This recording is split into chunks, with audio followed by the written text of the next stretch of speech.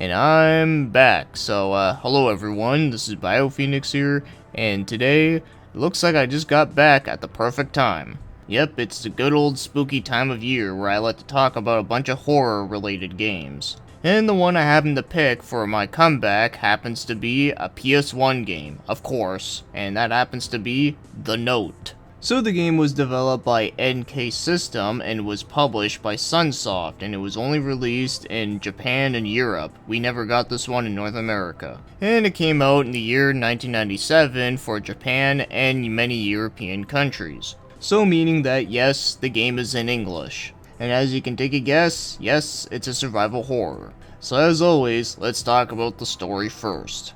So it stars the main character Akira, who happens to be a freelancer journalist. And he was hired by someone to go look for some missing children, quote unquote, that wound up going into a mansion and never came back out. But these children you gotta rescue though, they're like 18 years old, so calling them that is just kind of over exaggerated.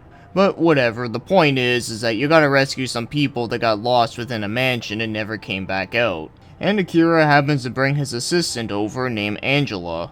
And from then on, yeah, it's pretty much what you need to know. It's the most simplest of plots ever. Of course, there's other characters and monsters that you meet along the way, but yeah, I won't get too much into that though. But yeah, it's the plot of like an average horror movie pretty much, and I'll get more into it much later. So now let's get moving on and start talking about the gameplay.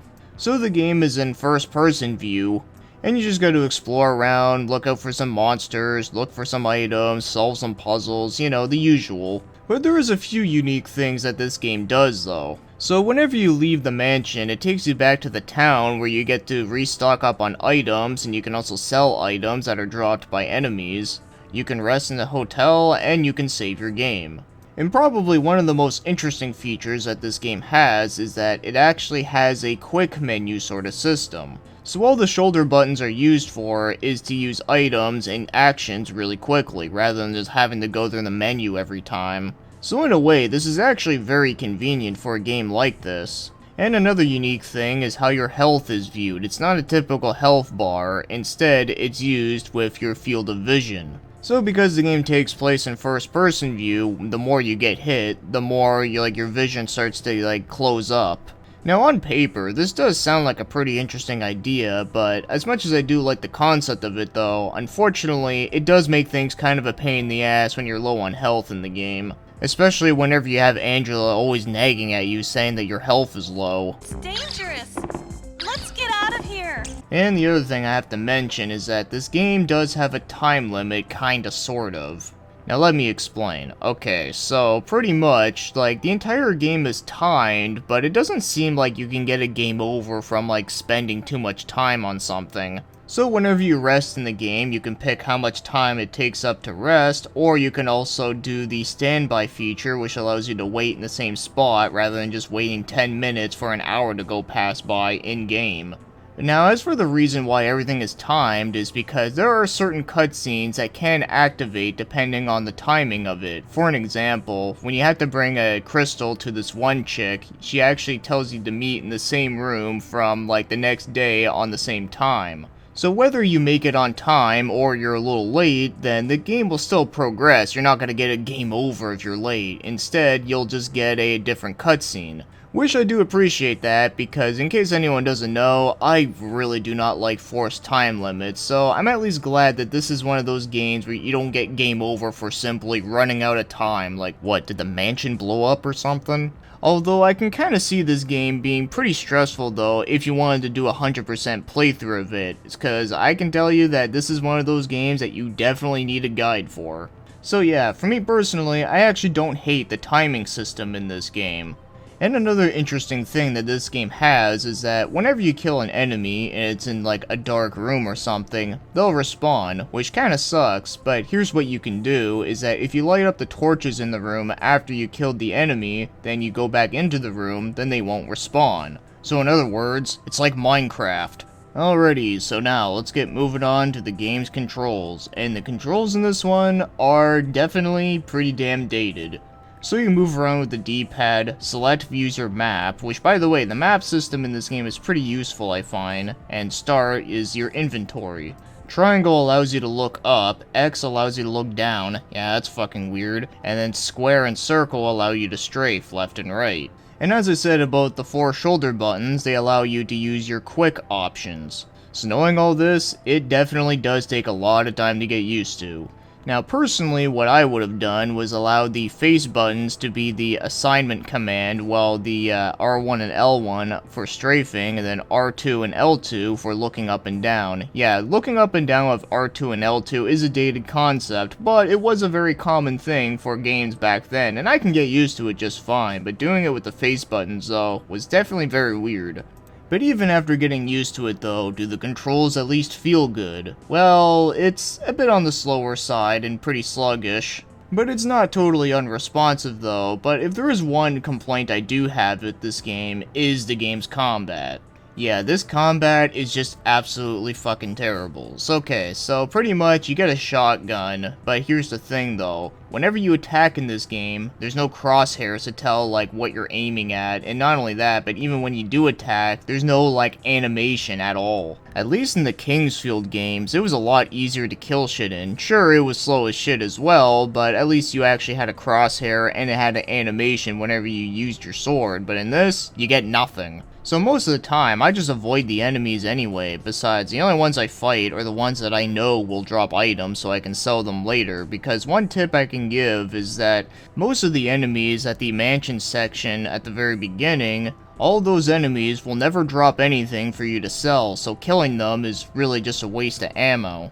Unless you absolutely need to get rid of, like, the wolf enemies so that you can get through the door without getting hit, or trying to get an item without getting hit. But other than that, though, don't even bother killing all the rats and the bats. Also, the bats in this game can go fuck themselves. Yeah, there's a couple times where a bat or a rat would, like, spawn, like, right in front of the stairs or a doorway, and I have to get hit a couple times unavoidably. So yeah, overall, fuck all the early on enemies. They can go suck a dick. But as for the controls overall, they definitely are pretty rough around the edges, not unplayable, but definitely pretty rough. And as I said, the combat system is pretty fucking jank. So now, let's get moving on to the other things, like the graphics. And graphically, okay, obviously this is a very dated looking PS1 game as you would expect. But as dated looking as it looks though, there is a pretty cool aesthetic going on here. In fact, I actually really like all the settings that you go to, like the mansion looks cool, I like the castle section a lot, that's probably my favorite section of the game, and the dungeon is pretty dark and creepy looking. And the sewer looks like a sewer, and yeah, the sewer part in this game is not very fun. But I guess that's to be expected, because was there ever like a good sewer level or a sewer section in a game? I can't think of any. But anyways, yeah, the point is that I do like some of the aesthetics that this game has, despite its dated look. In fact, I think there's kind of an odd charm to it. But I really do love the picture that shows within the town. I do think that's a pretty cool picture. And some of the monster designs are kind of cool looking for what they are, so I definitely do think there is some good looking aspects to this game, especially for 1997. But yeah, obviously if you compare it to nowadays, yeah I know it's easy to write it off as, it looks like shit. But for the time it came out though, I don't think it looks bad. But one weird thing I have to mention is, the character Linda, one of the kids quote unquote that you have to rescue, her shirt says, "Does PP2 exist?" I have no idea what the hell this means, but the only thing I can possibly think of is, what, does Prince of Persia 2 exist? Well, yes it does. So now, as for the game's music, the music in this one is actually pretty good. I actually really like it a lot. So most of the songs are pretty fitting for their settings, like the dungeon section is pretty dark and creepy sounding, and especially the parts near the ending of the game, those are also pretty dark and mysterious sounding, which is great. But the first song that you hear within the mansion section, that song is kinda weird for this kind of game, but I strangely kinda like it though. In fact, whenever you have to go back to the mansion sections, which trust me, you do have to do some backtracking in this game, I'll get to that, but whenever you do go back though, the song changes, and the song that plays in here is aesthetic as fuck. I actually really love that one a lot. Probably one of my favorite songs in the game, honestly. And there's another song I remember hearing somewhere that almost sounds like something out of a Shin Megami Tensei game, although not as awesome as that, but pretty close enough that it reminds me of it. So overall, the music, I actually really like it, and I think it's probably one of my favorite parts about the game. It's just too bad that I can't find any of the music online, but I did manage to record one of the songs using OBS, which is the one that's playing in the background right now. So now, as for the game's voice acting, the voice acting is exactly what you would expect. It's pretty bad, but oh man, is it hilarious. And weirdly enough, there is a couple voice actors within this game that I actually do recognize. So our main character Akira is being played by Peter Serafin, who by the way is totally not this guy whenever I typed it in. Although wouldn't that be hilarious if he played in a game like this, but nah, instead this is some guy that also did some voice work within the game Time Crisis 2. And Angela is being played by Lisa Hart. Now, the only role that I could find her in that she was in is that she actually did the narration for Nights into Dreams Christmas Edition. And without a doubt, she is by far the worst voice within this game, for not only does she constantly nag at you for having your health being really low, but also, she always sounds really excited whenever something bad is going on. And one role that really took me by surprise was hearing Scott McCulloch in here. He was the guy that did the voice of Chris Redfield from the original Resident Evil, and he even did Richter Belmont within Castlevania Symphony of the Night. Holy shit. And another interesting surprise was hearing Jeff Mannings in here. He was the voice of Master Hand within the original Super Smash Bros. He also played in other stuff like Shenmue, F-Zero GX, Baten Kaitos, and he even played in that weird PS2 game I reviewed a while back called Glass Rose. And finally I'll mention is Terry Osada, who actually played a character within Michigan Report from Hell, and she even played the Scissor Man within Clock Tower, which is pretty batshit. So just like I said about Glass Rose's voice acting, it's so bad and hilarious, and yet this cast happens to be filled up with a bunch of roles that really much defied the 90s and early 2000s voice acting. And because I can, we'll make a highlight reel. It's about this size, a small red stone. You'll know it if you see it. If you find that stone for me, I'll tell you what I know about the children. All right. I'll be waiting for you here at this time tomorrow. Don't forget. What an unpleasant person. Yes, it's Toshi, isn't it? I think so. I'm gonna be killed. I'm gonna die here. Ah! My mother? Oh, so she got the photos! Yes. Thank God! You're a lucky girl. What a strange man. We'd better go on very carefully from here on. But if necromedia is mixed up in it, you might as well give up hope now. They'll already be dead. NANI?!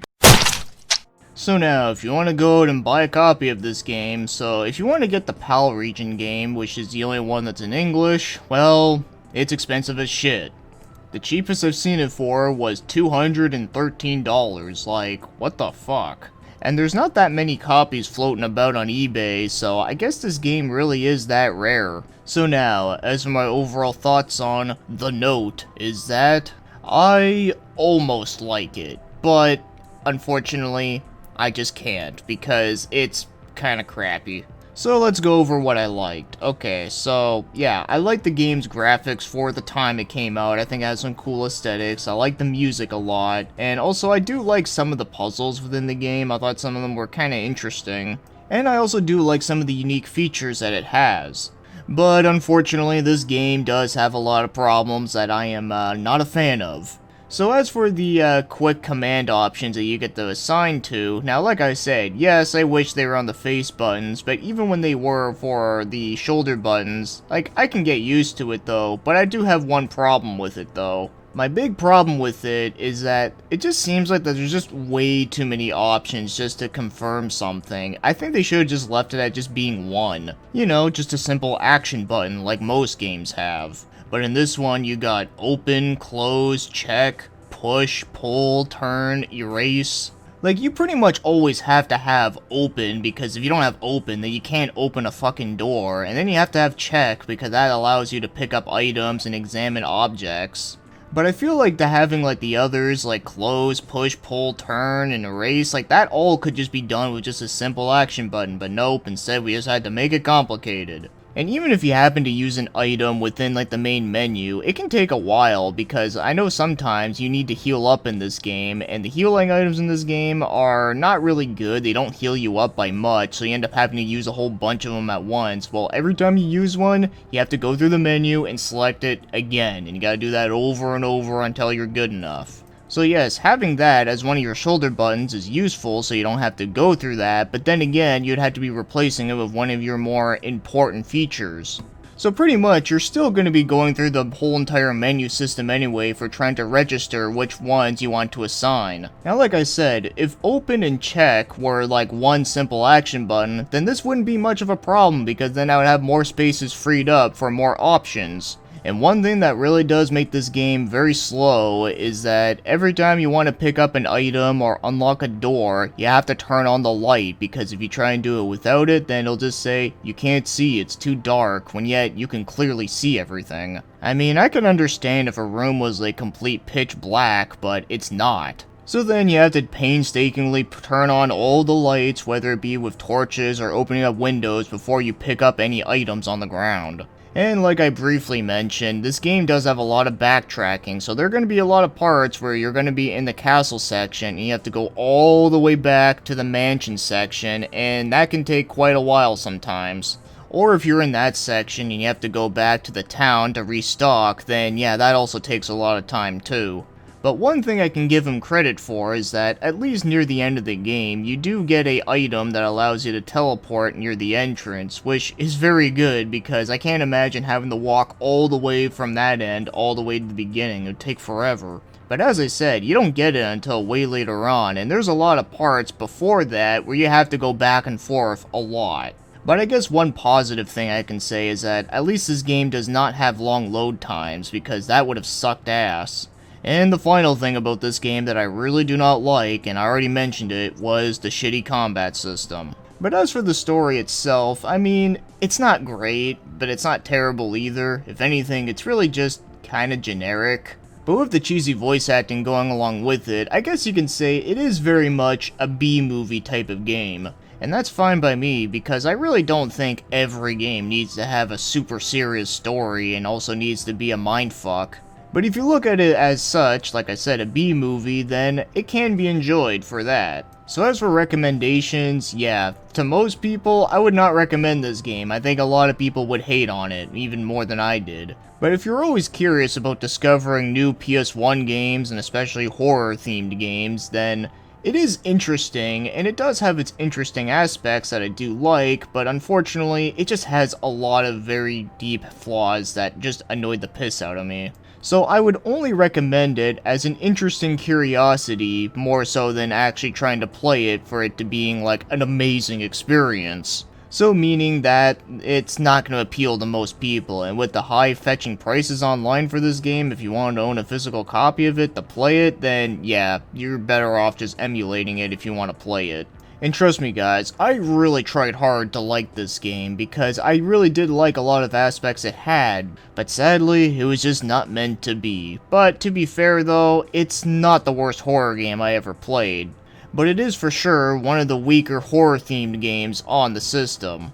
So that takes care of my first review as of my return, so with that said, thanks for watching and commenting, and have yourselves a great day.